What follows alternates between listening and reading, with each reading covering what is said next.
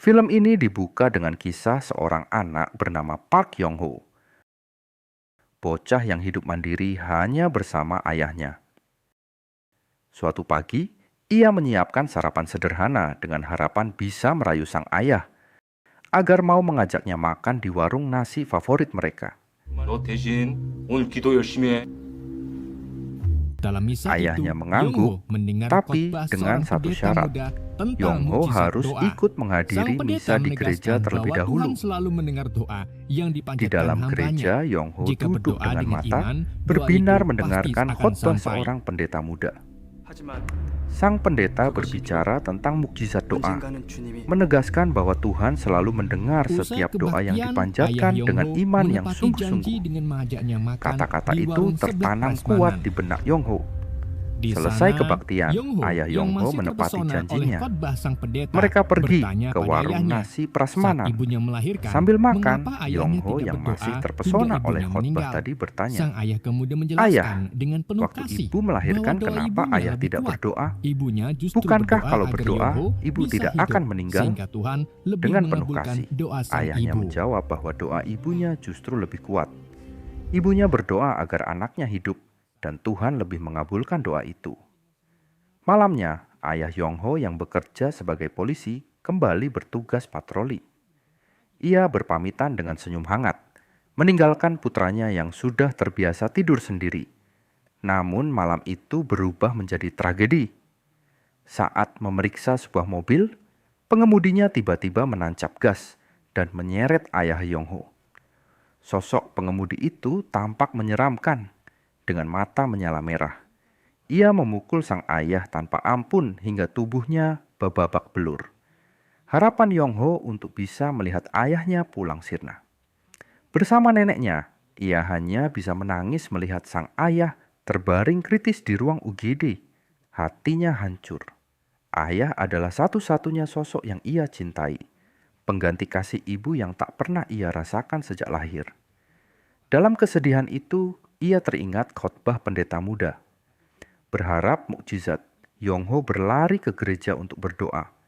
Pendeta muda itu datang dan menguatkannya, bahkan ikut berdoa khusyuk demi kesembuhan ayah Yong-ho. Tetapi Tuhan berkehendak lain. Tengah malam ayah Yong-ho menghembuskan napas terakhirnya. Dalam mimpi, sang ayah sempat berpamitan, menasihati anaknya agar hidup bijak, lalu mengulurkan tangan bercahaya sebelum arwahnya benar-benar pergi. Keesokan harinya, Yong-ho benar-benar kehilangan. Hatinya hancur. Ia merasa doanya tidak pernah didengar Tuhan. Amarahnya meledak. Bahkan saat pendeta muda itu datang melayat, Yong-ho melempar patung salib hingga melukai sang pendeta. Sejak itu ia menganggap semua perkataan pendeta hanyalah dusta. Waktu berlalu, Yong-ho tumbuh dewasa menjadi seorang petarung UFC profesional. Kariernya melejit. Ia sering menumbangkan lawan dalam waktu singkat hingga menjadi juara dunia. Namun di balik gemerlap itu, hatinya masih menyimpan luka lama. Suatu malam, setelah pulang dari kemenangan besar, ia tertidur dan bermimpi aneh. Dalam mimpinya, ia bertemu ayahnya yang membawanya ke sebuah altar. Di sana ada salib kayu yang membakar telapak tangannya. Ketika terbangun, ia mendapati luka nyata di tangan kanannya, terus mengeluarkan darah. Ia mengira itu kebetulan dan pergi ke klinik. Tapi luka itu ternyata awal dari serangkaian peristiwa mistis.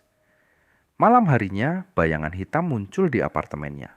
Luka di tangannya kembali berdarah dan anehnya, bayangan itu menghilang seolah takut pada luka tersebut. Keesokan harinya, sopir pribadinya bercerita tentang keponakan yang buta akibat kejadian serupa, menyarankan Yong-ho mencari pengobatan alternatif. Tapi Yong-ho menolak. Ia sudah tidak percaya hal-hal gaib maupun Tuhan. Saat diperiksa di rumah sakit, dokter justru menyatakan tubuhnya lebih sehat dari orang kebanyakan. Rasa penasaran akhirnya membawanya menemui keponakan sang sopir, seorang gadis buta yang ternyata seorang paranormal. Awalnya ragu, Namun ia segera percaya ketika gadis itu bisa mengungkap suara-suara yang selama ini hanya ia dengar sendiri. Menurut gadis itu, Yongho sudah diikuti iblis. Ketika ditanya soal luka di telapak tangan, gadis itu menunjuk sebuah tempat yang bisa memberinya jawaban. Saat Yongho tiba di tempat itu, sekawanan gagak hitam mengerubunginya. Ternyata, itu adalah sebuah gereja yang sedang direnovasi. Di dalamnya, dua pastor sedang melakukan eksorsisme pada seorang pria kerasukan. Iblis yang merasuki tubuh itu begitu kuat, bahkan menyerang sang pastor muda. Ketika situasi memburuk, Yongho muncul. Luka di tangannya secara ajaib mampu membakar iblis, dan pastor tua berhasil menyelesaikan ritual. Pastor tua itu, Pastor An, menjelaskan bahwa luka di tangan Yongho menyerupai stigmata, tanda suci yang biasanya muncul pada orang beriman. Tapi Yongho menolak mentah-mentah. Ia bukan orang beriman. Ia justru dipenuhi amarah pada Tuhan. Ketika bisikan iblis memaksanya membunuh sang pastor, doa Pastor An membuat suara itu sirna. Pastor An lalu menawarkan untuk datang ke apartemen Yongho, mendoakan keselamatannya, dan diam-diam meninggalkan kalung salib. Malam itu, Yongho bisa tidur tenang untuk pertama kalinya. Meski begitu, kebenciannya pada Tuhan masih membara. Ia bahkan hampir membuang kalung salib itu, sebelum akhirnya memutuskan mengembalikannya. Cerita kemudian beralih pada sosok Jisin, bos muda pemilik klub malam mewah di Seoul. Ketika seorang pentolan ormas datang memerasnya, Jisin menunjukkan sisi kelamnya. Ia melakukan ritual santet mengerikan, menjadikan pria itu tumbal untuk mempertahankan kekuatan ilmu hitamnya. Sementara itu, Yongho kembali dihantui bayangan setelah mengembalikan kalung salib. Pastor An yang tengah menangani kasus lain, kemudian bertemu lagi dengan Yongho. Ia menyerahkan jimat berbentuk salib, namun Yongho menolak. Meski begitu, Yongho mulai peduli. Ia menyadari Pastor An sudah tua dan perjuangannya penuh risiko. Sosok pastor itu mengingatkannya pada sang ayah. Mereka akhirnya bersama-sama menghadapi kasus seorang gadis bernama Sojin. Awalnya gadis itu tampak normal, tapi ketika diberi air suci, iblis di dalam dirinya menampakkan wujud. Iblis itu menyerang, hampir membuat Yongho kehilangan kendali karena trauma masa lalu. Tapi Pastor An menenangkannya, dan Yongho kembali menggunakan luka di tangannya untuk membakar iblis itu. Pastor An menjelaskan bahwa ada seorang pendeta sesat yang menggunakan jiwa manusia sebagai tumbal untuk iblis. Luka di tangan Yongho adalah kunci untuk melawan mereka. Ia menegaskan bahwa Yongho bukan tidak beriman. Ia hanya masih menyimpan amarah pada Tuhan. Serangan demi serangan terus datang. Iblis yang dikendalikan Jisin makin ganas. Yongho dan Pastor An berjuang, tapi korban terus berjatuhan. Termasuk seorang anak bernama Hoseok yang akhirnya tewas mengenaskan. Dalam momen tragis itu, Jisin menyerang langsung. Ia berhasil melukai Pastor An parah, membuat Yongho hampir kehilangan harapan. Pastor An memilih berkorban agar Yongho tidak kehilangan imannya. Penuh amarah, Yongho kemudian mendatangi klub milik Jisin seorang diri. Pertarungan besar pun terjadi.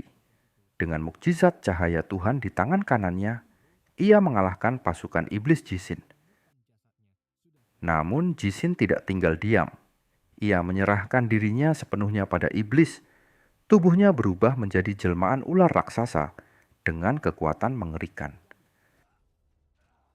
Pertarungan final berlangsung sengit. Awalnya Yongho kalah, tapi di dalam batinnya ia kembali dipertemukan dengan sosok ayahnya. Dari sana, ia memperoleh semangat baru. Tangan kanannya menyala dengan api suci yang semakin terang. Dengan setiap pukulan, tubuh iblis Jisin mulai hancur.